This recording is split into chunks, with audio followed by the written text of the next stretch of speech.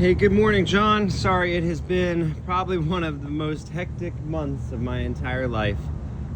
From our infant getting injured and having to go to the emergency room to crazy things happening at the shop.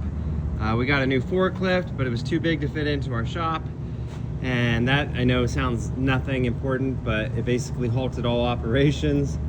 I have been wanting to powder coat these and send these out to you for a while. And so my sincere apologies for not getting them done sooner, but this is how we're gonna do it. So I'm gonna show you the whole process to go from this to the final product.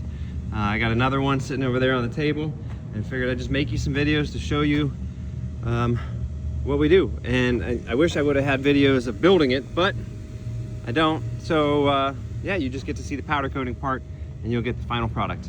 So this is a powder coating gun.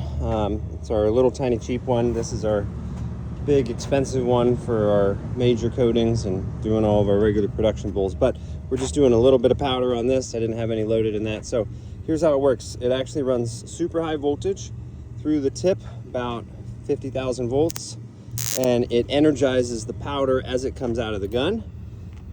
The part is grounded.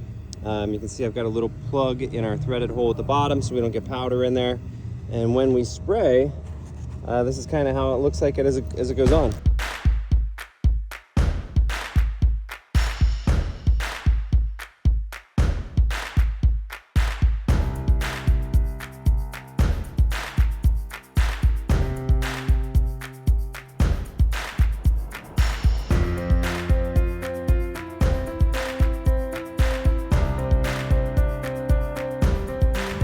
It is very much not operational. Still working on the controller that goes in here and making it so my employees can use it. But at this point, we've been so far behind on everything else that it has literally just been myself. It still requires manually hooking up things like the fan and then our propane system, which is kind of a custom burner that I built for it, controlled by an solenoid. Let's get this thing started. All right, it is time to take a look at the bases of our trees.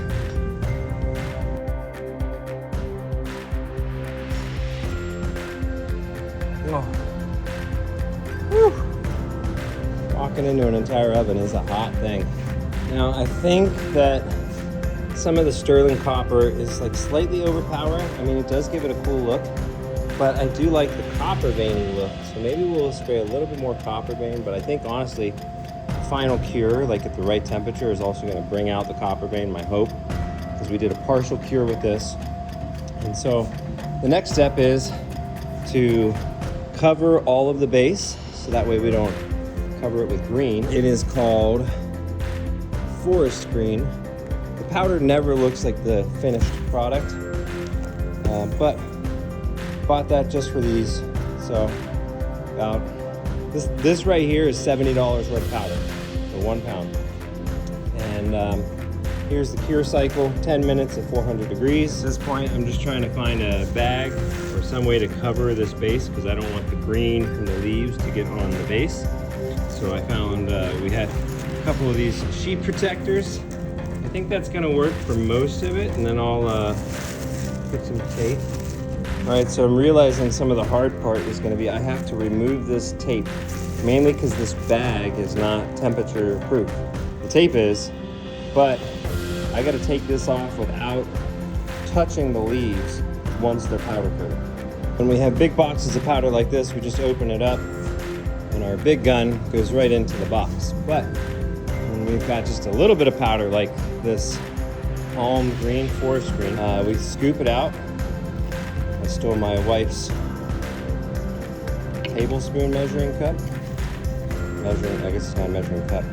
Tablespoon measuring spoon. And put it in here.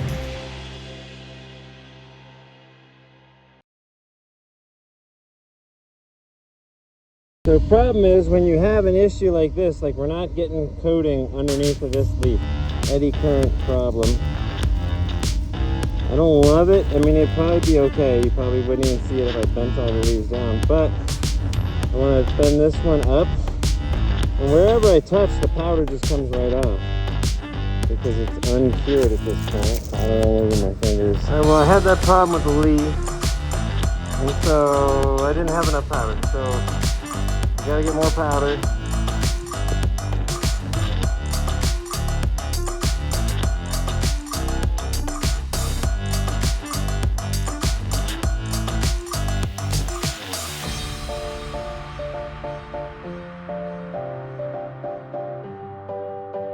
Just washing my hands and I looked up and I look like a wrestler, like, you know. I got face paint on. So if you can't tell by now, powder coating is a fairly dirty process. Working on changing that. One of the things is getting those like coveralls, you know, the white suits that people wear. Never had those before, but I'm gonna try to buy some. Second is just infrastructure of the system. Up on the very top of the powder coating oven, it's got a big hole, currently covered up, but there's going to be a tube that comes out and goes to this HEPA filter vacuum system. My goal is to use that as I'm spraying, so that way it sucks any of the extra powder in the air just up and out, but it takes time to install it, and being a small shop, we don't have the money to pay somebody to do it, so not yet at least. So that's the goal in the next couple weeks. Cured. Well, that looks pretty good. All right, this is one of the flame snuffers, and my goal is to cut a hole in this pan. These top edges will roll down, but I want holes to hold the flame snuffer at the right height. Right about there, so that's 1.1 inch. Right, so measure this. Put the calipers out. Pretty sure this is 3 inches.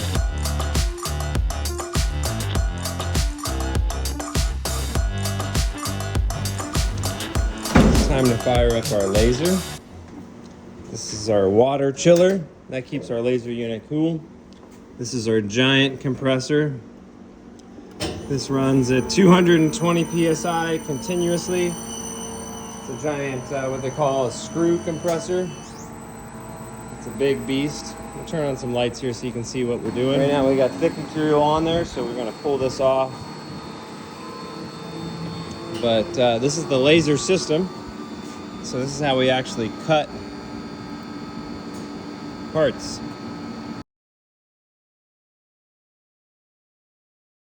So this is a 3 kilowatt laser, 3,000 watts. This yellow line is the fiber optic. It comes from the laser unit. It goes all around here and then out to this head. So we'll turn that on. All right, so this is our file. I'm gonna select everything. Make sure that we turn the laser power on. This is what we use to make our oil burner pans. And this is how big this file is going to be.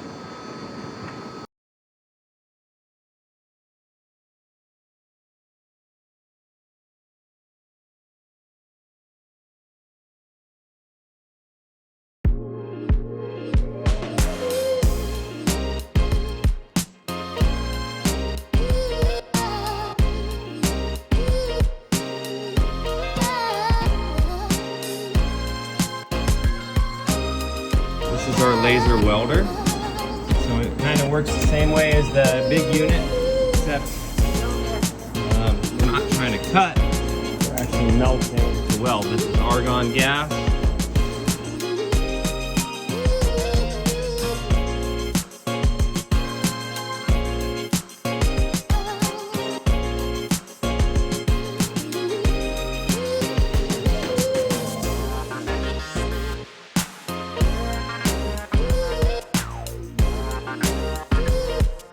This is what it's like with a professional fabricating gun.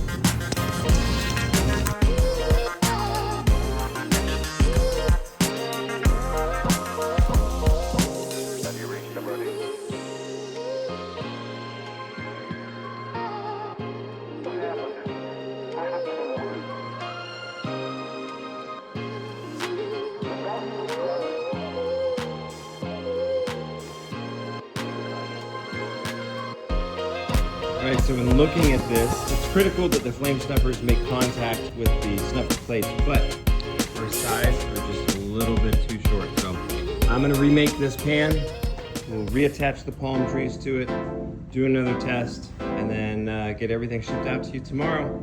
Sorry it's taken this long, but appreciate your patience. I think they turned out pretty cool. It's kind of a unique metal structure. It's going to look great on the fire bowls in general. And can't wait for you to get them. Take care.